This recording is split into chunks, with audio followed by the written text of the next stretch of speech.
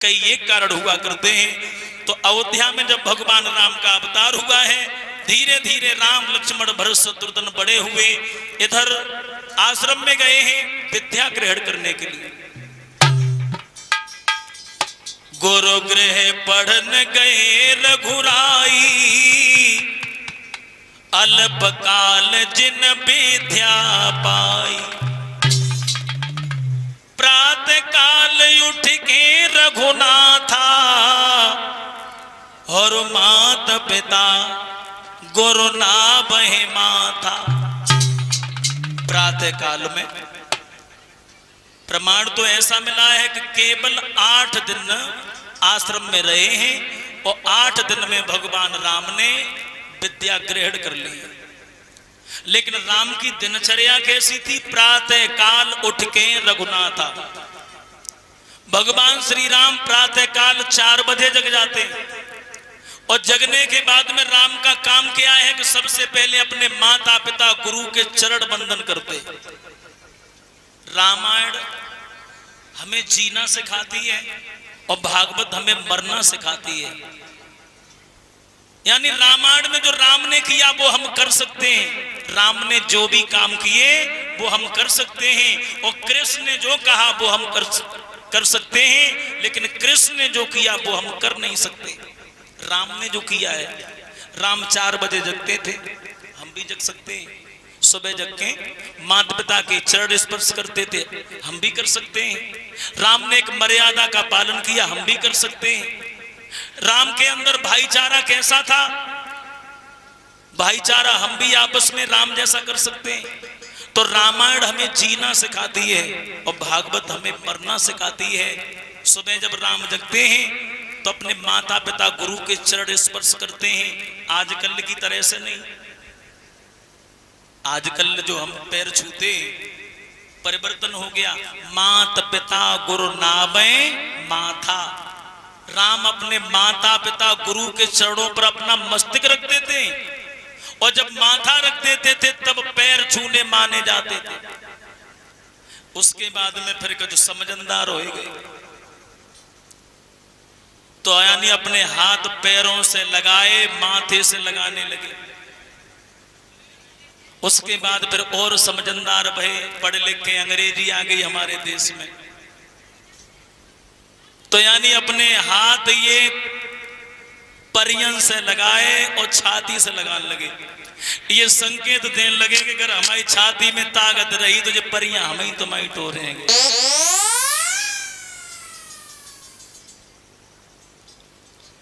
अब इधर भगवान ने थोड़े समय में विद्या ग्रहण की और भगवान पढ़े हैं 15वीं वर्ष में। 15वीं वर्ष में राम लक्ष्मण भरत शत्रुघ्न कि वर्ष 15 में पढ़ पाए।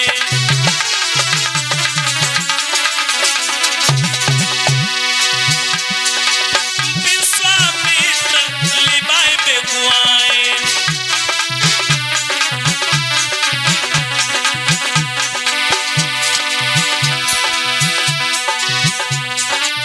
अनुज सहित मोहि देव रघुनाथा राम हरे। अनुज सहित मोहि देव रघुनाथा राम हरे। निश्चर बध में हो सनता श्री राम हरे। निश्चर बध में हो सनता श्री राम हरे।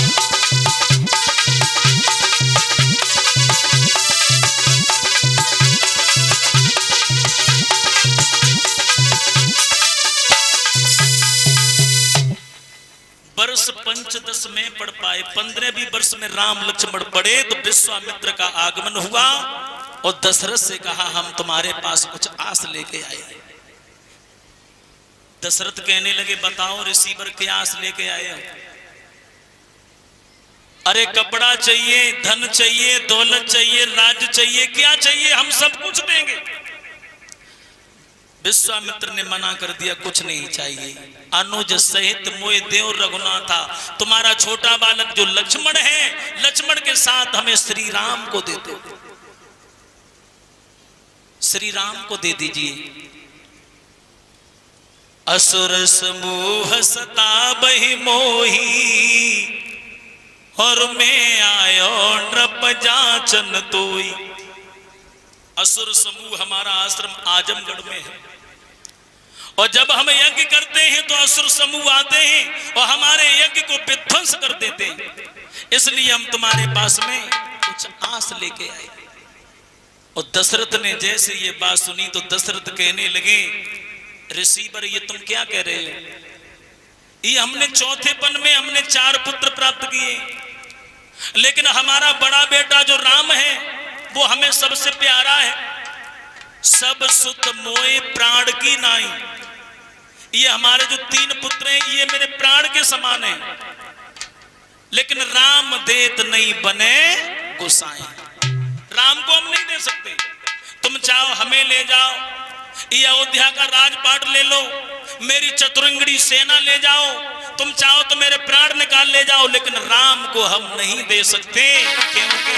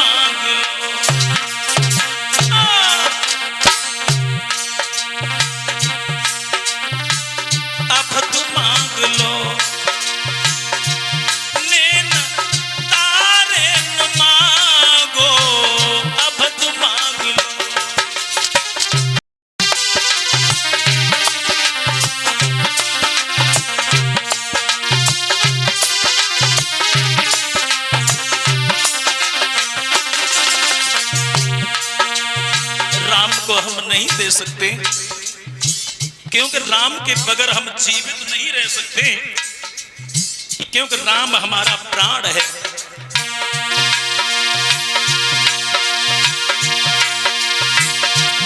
मेरे जीवन के दोनों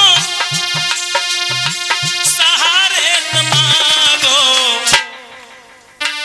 हो अब तुम मांगे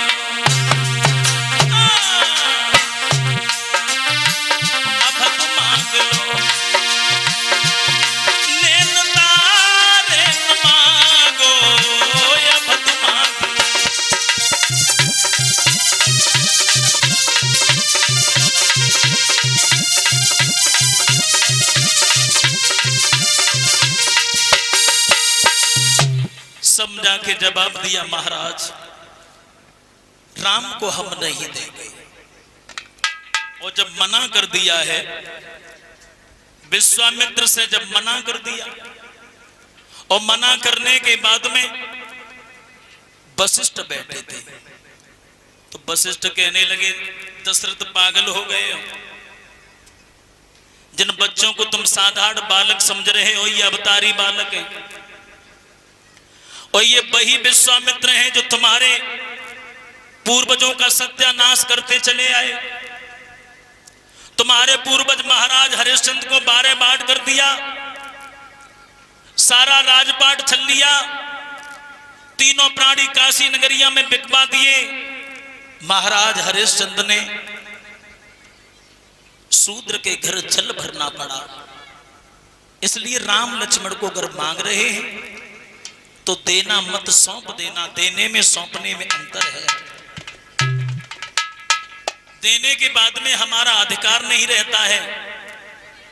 कोई चीज अगर किसी को दे दी तो फिर हमारा अधिकार नहीं है, लेकिन सौंपने में अंतर है। जैसे हम कोई भी चीज सुनार की दुकान पर सौंप आते, भैया ये चीज हम तुम्हें सौंपे जा रहे, मेरी इच्छा होगी तब हम वापस ले लेंगे। तो राम लक्ष्मण को सौंप देना, देना मत।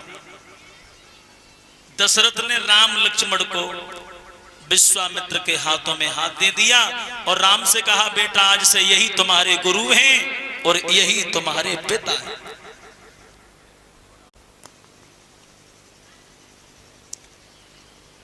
अब विश्वामित्र के साथ में जब राम लक्ष्मण चले,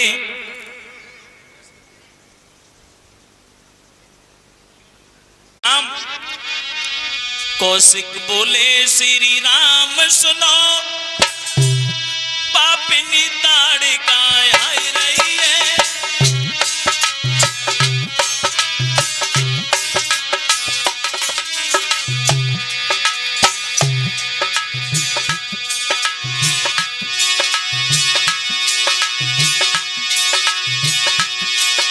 कौशिक बोले श्री राम सुनो,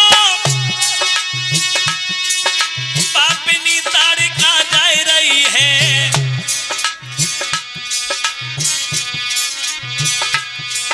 इसके कारण ऋषि बंदों की निष्कारण जान जा रही है।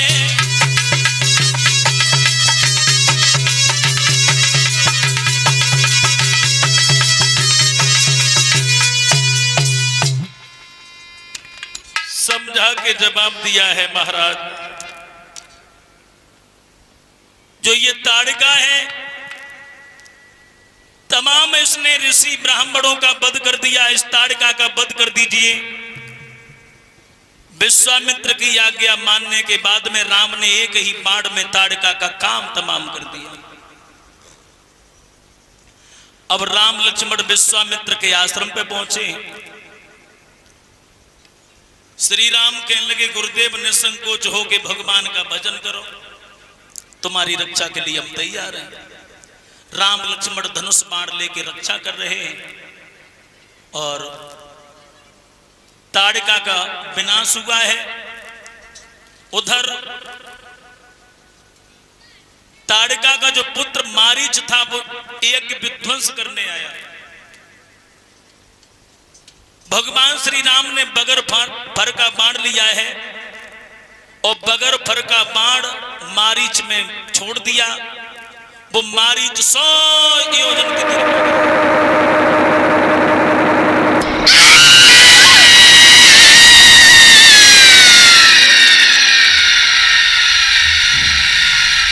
कौन है? कौन है? एक ही बाण में और मारीच 100 योजन की दूरी पर गिरा है जाके। मारीच को मारा नहीं भगवान ने, क्योंकि विश्वामित्र के साथ जब राम जा रहे थे तो विश्वामित्र के पास में दशरथ ने यह कहा था, राम गुरु की आज्ञा के बिना किसी के ऊपर फर लगा के बाण मत मारना। विश्वामित्र यज्ञ कर रहे थे, अब राम आज्ञा लें तो ले किससे, इसलिए बगर फर का बाण छोड़ दिया। यज्ञ की भी रक्षा हो गई और मारीच की भी रक्षा हो गई।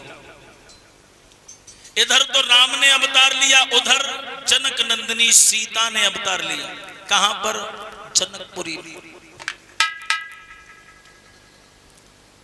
महाराज जनक की सभा में एक धनुष रखा है।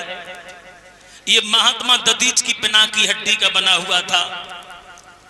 वो धनुष बहुत भारी था, उससे कोई हिला भी नहीं पाता था। लेकिन एक दिन खेल ही खेल में सीता जी ने केसरी जन की दुलारी सीता ने हरि बचपन में कौतिक दिखलाया।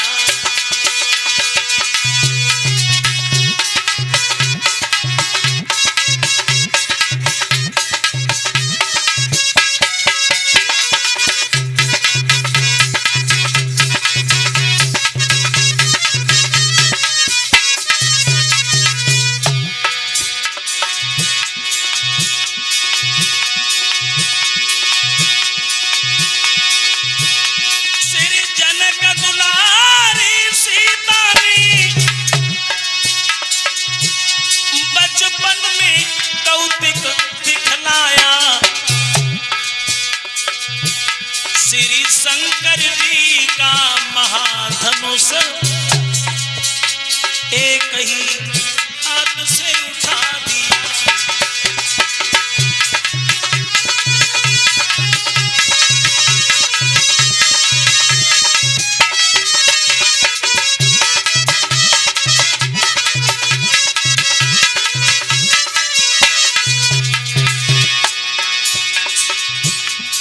सीता जी ने, और धनुष एक जगह से दूसरी जगह रख दिया।